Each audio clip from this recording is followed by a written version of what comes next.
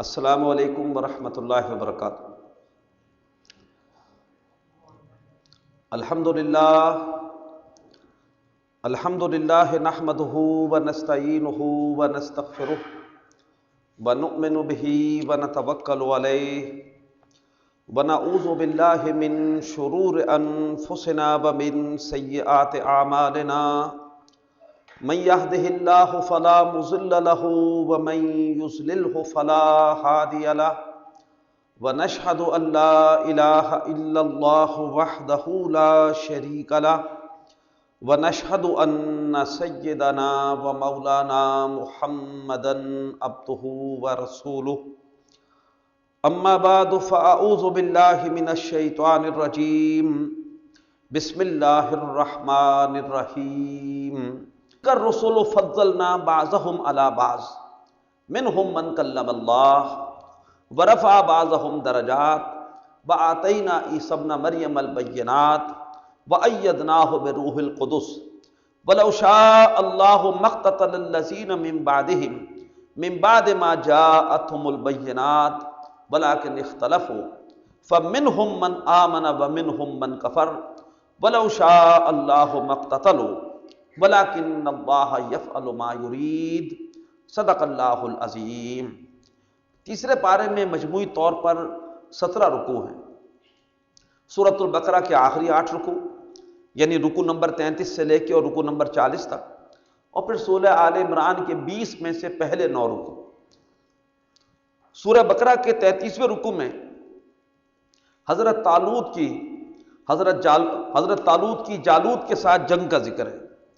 حضرت طالوت کا لشکر تعداد کے اعتبار سے، اسباب کے اعتبار سے انتہائی کمزور تھا، لیکن ان کا بھروسہ اللہ تبارک و تعالیٰ پر تھا۔ انہوں نے اللہ سے صبر و استقامت اور نصرت کی دعا کی، اللہ نے مدد فرمائی، اور انہوں نے اپنے سے کئی گنا بڑے لشکر کو شکست سے دوچار کیا۔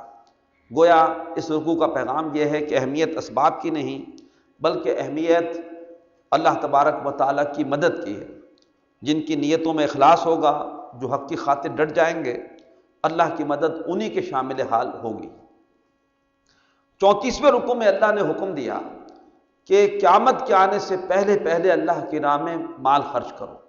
وہ قیامت کے جس روز کوئی تجارت، کوئی رشتہ داری اور کوئی سفارش کام نہ آئے۔ اس کے بعد اسی رکوع میں آیت الکرسی ہے کہ جس میں اللہ تبارک و تعالیٰ کی کئی صفات کا بیان ہے۔ یہ آیت تمام آیات قرآنیہ کی سردار ہے۔ اسی میں اللہ تعالیٰ نے ایک ہمیں بشارت بھی دی ہے کہ قیامت کے دن سفارش کی اجازت اللہ تعالیٰ کچھ اپنے نیک بندوں کو دے گا۔ کن کو دے گا اللہ ہی بہتر جانتا ہے، کن کے حق میں دے گا یہ بھی اللہ ہی کا فیصلہ ہوگا۔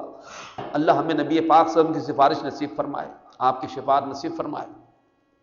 اس کے بعد اسی رکوع میں ارشاد فرمایا کہ اللہ اپنے نیک بندوں کا دوست ہے، انہیں مسلسل گمراہیوں سے نکالتا رہتا ہے روشنی کی طرف، حق کی طرف، اور جو اللہ کے نافرمان ہیں ان کے ساتھ ہی شیطان ہوتے ہیں جو انہیں مسلسل غلط باتوں کی پٹیاں پڑھاتے ہیں، انہیں ہدایت سے نکال کر لے جاتے ہیں گمراہی کے اندھیروں میں۔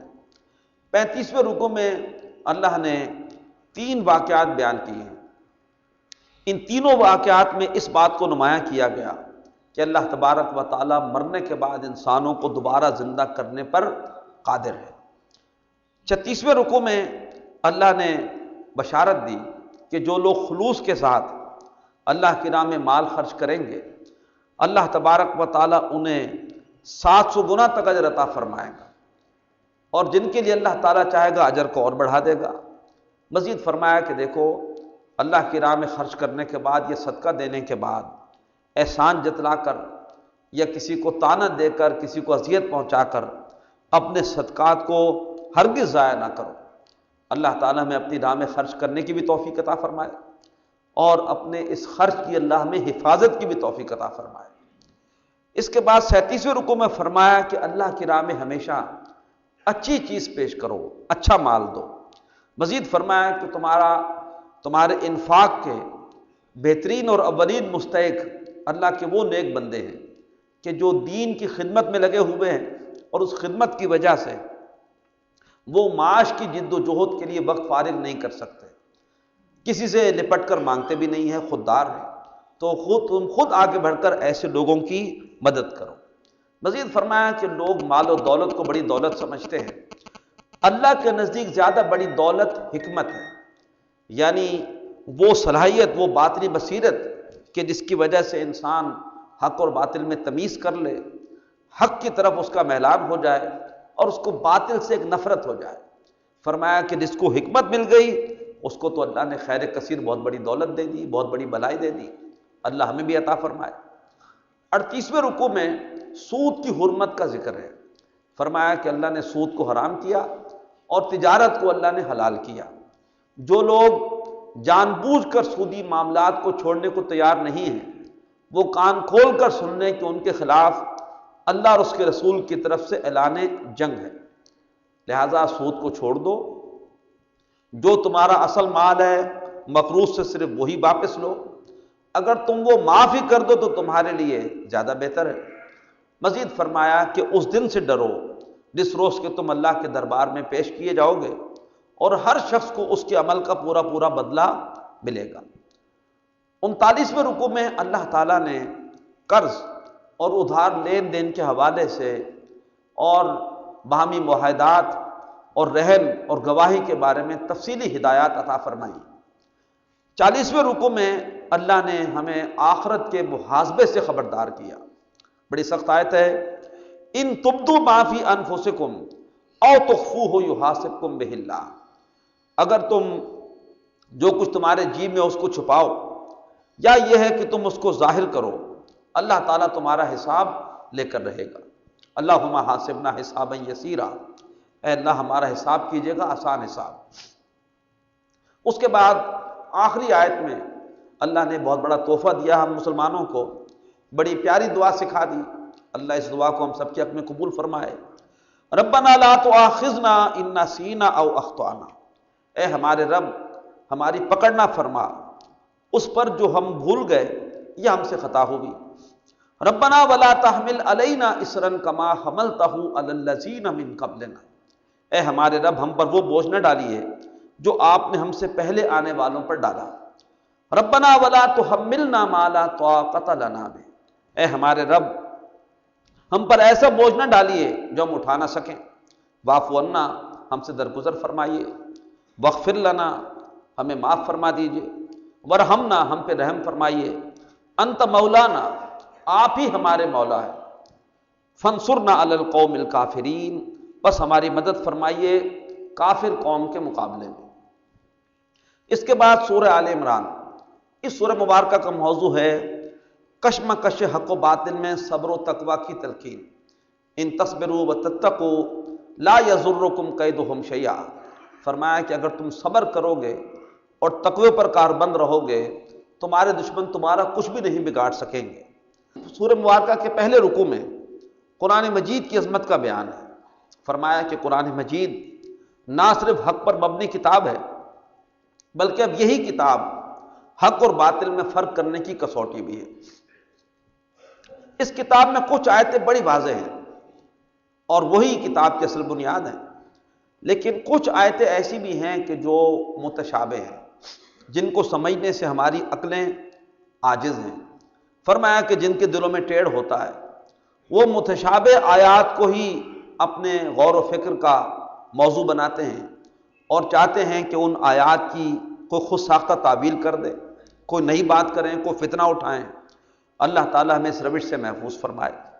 جو اہل علم ہیں، علم میں پختگی رکھتے ہیں، والراسخون فی العلم، وہ کہتے ہیں کہ قرآن کی کوئی آیت ہمیں سمجھ میں آئے یا نہ آئے ہم اس پر ایمان لاتے ہیں۔ کیوں؟ اس لیے کہ یہ ہمارے اللہ کا کلام ہے، اور وہ اللہ تعالیٰ سے دعا کرتے ہیں ربنا لا تزغ قلوبنا بعد اذ ہدیتنا، اے رب ہمیں ہدایت دینے کے بعد ہمارے دلوں کو ٹیڑھا نہ کر دیجیے۔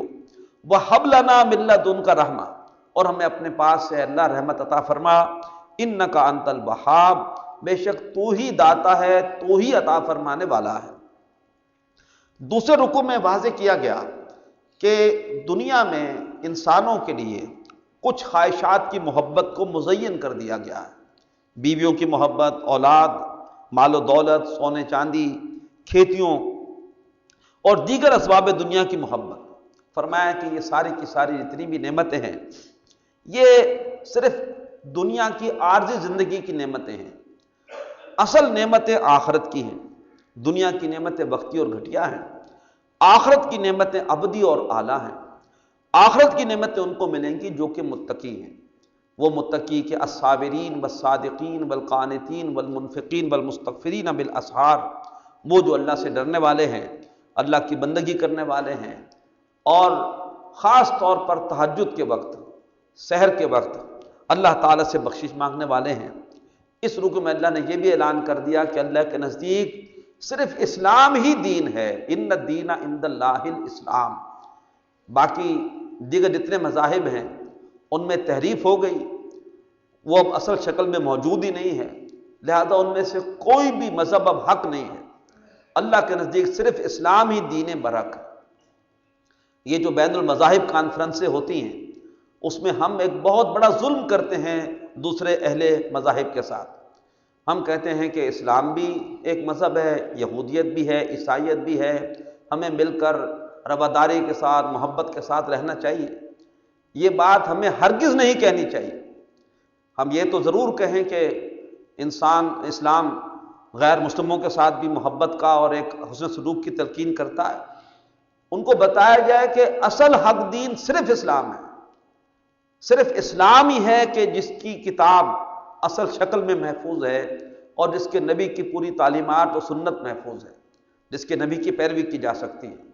نہ اور کسی مذہب کے نبی کی زندگی اور ان کی تعلیمات اور ان کا اسوہ محفوظ ہے، اور نہ کسی اور نبی کی لائی ہوئی کتاب کا ٹیکسٹ محفوظ ہے۔ ان کی کتابیں سب محرف ہو گئی، لہذا اصل دین حق اسلام ہے۔ اسلام قبول کرو گے اس میں تمہاری خیر ہے، نہیں قبول کرو گے تو اس میں تمہارے لیے آخرت میں مصیبت ہوگی۔ یہ ان کی خیر خواہی کا تقاضا ہے کہ یہ بات ان کے سامنے رکھ دی جائے، مانے یا نہ ماننے ان کا اختیار ہے، لیکن یہ ہے کہ ہمیں تو یہ بات پیش کرنی چاہیے کہ صرف اسلام دین حق ہے۔ تیسرے رکوع میں مسلمانوں کو حکم دیا گیا کہ وہ مومنوں کو چھوڑ کر کافروں کو دوست نہ بنائے۔ جس نے یہ حرکت کی اس کا اللہ سے کوئی تعلق نہیں ہے۔ جان کو خطرہ ہو تو وقتی طور پر کسی کافر سے دوستی کا اظہار کیا جا سکتا ہے، بہتر یہ ہے کہ کافروں سے ڈرنے کے بجائے اللہ سے ڈرو اور عزیمت کی راہ اختیار کرو۔ چوتھے رکوع میں حضرت مریم سلام علیہا کی والدہ کی ایک نظر کا ذکر ہے۔ انہوں نے نظر مانی کہ میرے ہاں جو بھی بچہ پیدا ہوگا اسے میں دین کی خدمت کے لیے وقف کروں گی، لیکن ان کے ہاں بجائے بچے کی بچی پیدا ہو گئی۔ اللہ تبارک و تعالیٰ سے ان کی والدہ نے کہا کہ اللہ میرے ہاں تو بچی پیدا ہوئی ہے۔ اللہ نے فرمایا کہ اس بچی جیسا بچہ ہو بھی نہیں سکتا تھا، اس بچی کو تو میں نے تمام جہان کی عورتوں پر فضیلت دی ہے۔ پھر حضرت مریم کی کفالت کی ہیکل سلیمانی میں حضرت زکریہ علیہ السلام نے۔ حضرت زکریہ علیہ السلام جب بھی حضرت مریم کے پاس جاتے تو ان کے پاس علم و حکمت کی بڑی اعلیٰ اعلیٰ باتیں سنتے، بڑے حیران ہوتے۔ ایک روز پوچھ لیا کہ بیٹی تمہیں یہ علم و حکمت کی باتیں کون سکھاتا ہے؟ انہوں نے کہا کہ ہوا من عند اللہ، یہ اللہ کی طرف سے آتی ہے، میرا تو اور کسی کے ساتھ کوئی رابطہ بھی نہیں ہے، تو مجھے یہ علم و حکمت کی باتیں، یہ دانش، یہ فہم اللہ نے دیا ہے۔ حضرت زکریہ علیہ السلام کے دل پر چوٹ پڑی، ان کے بھی جی میں خواہش تھی، لیکن اسباب کے مطابق اس خواہش کے پورے ہونے کا امکان نہیں تھا۔ خود بوڑھے ہو چکے تھے، بیوی بانجھ تھی، اولاد کے خواہش مند تھے۔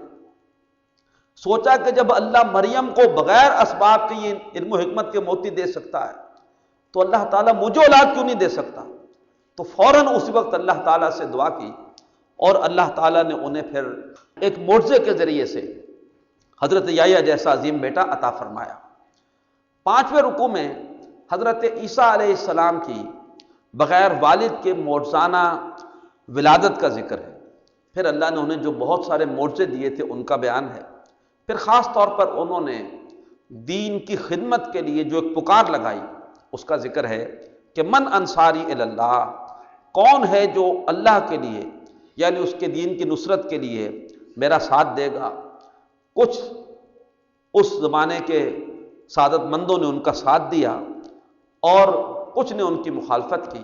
اللہ تبارک و تعالیٰ نے ساتھ دینے والوں کی مدد کی اور ان کو ان کے دشمنوں پر غالب کر دیا۔ چھٹے رکوع میں اللہ نے حضرت عیسیٰ علیہ السلام کو تسلی دی کہ تمہارے دشمن تمہاری جان لینے کے در پہ ہوں گے، لیکن میں تمہاری حفاظت کروں گا اور میں تمہیں اوپر اٹھا لوں گا اور تمہارے ماننے والوں کو میں تمہارے دشمنوں کے اوپر غالب کر دوں گا۔ ساتویں رکوع میں اللہ تبارک و تعالیٰ نے ہمیں یہ طریقہ بتایا کہ کسی بھی گروہ کو دعوت کیسے دی جائے۔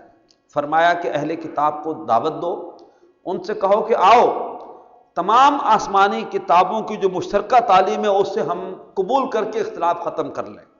وہ مشترکہ تعلیم یہ ہے کہ اللہ کے ساتھ کسی کو شریک نہ ٹھہرایا جائے اور اس کے ہر حکم کے سامنے سر تسلیم خم کر دیا جائے۔ تو جب بھی کسی فریق کو دعوت دینی ہو تو گفتگو کی بنیاد مشترکہ اساسات کو بنایا جائے۔ اہل کتاب کی محرومی کہ انہوں نے دعوت قبول نہیں کی بلکہ دوسروں کو بھی توحید کی راہ سے روکنے کا جرم کرتے رہے۔ آٹھویں رکوع میں یہود کی ایک سازش اور ان کی ایک گمراہی کا ذکر ہے۔ یہود کی سازش یہ تھی کہ ان کو اس بات پر شدید جلن تھی کہ جو شخص بھی مسلمان ہوتا ہے وہ پھر اسلام کو چھوڑتا نہیں۔ تو انہوں نے یہ طے کیا کہ ہم صبح کے وقت جا کر اسلام قبول کرتے ہیں، سارا دن مسلمانوں کے نبی کے ساتھ رہیں گے اور شام کو کہیں گے کہ ہم نے سارے دن ان کی باتیں سنی ہیں، یہ سب ایسے ہی ہے، کوئی حقیقت نہیں، اور ہم مرتد ہونے کا اعلان کر دیں گے۔ اس سے اسلام کی جو کریڈیبلٹی ہے ساتھ وہ متاثر ہوگی اور جن کے دلوں میں کچھ شکوک و شبہات ہیں وہ شکوک و شبہات مزید مضبوط ہوں گے، وہ بھی ہمارے ساتھ اسلام کو چھوڑ دیں گے۔ اس کے علاوہ ان کی ایک گمراہی کا ذکر بھی ہے۔ ان کا دعویٰ تھا کہ ہم غیر یہودیوں کے ساتھ جو بھی کریں اللہ تعالیٰ ہماری پکڑ نہیں کرے گا۔ جو شریعت اللہ نے ہمیں دی ہے وہ صرف یہودیوں کے درمیان ہے، آپس میں شریعت پر عمل کرنا ہے، لیکن غیر یہودیوں کے ساتھ ہم جو بھی کریں ہمیں پورا اس کا حق ہے، ہم کر سکتے ہیں۔ فرمایا کہ ان کا یہ دعویٰ جھوٹا ہے اور یہ دعویٰ کرنے والے دردناک عذاب کے مستحق ہیں۔ اللہ کا ضابطہ تو یہ ہے کہ جو بھی ایمان لائے اور تقوی کی روش اختیار کرے گا اللہ اسے ضرور نوازے گا، چاہے وہ اس کا تعلق کسی رنگ، کسی نسل، کسی زبان سے ہو۔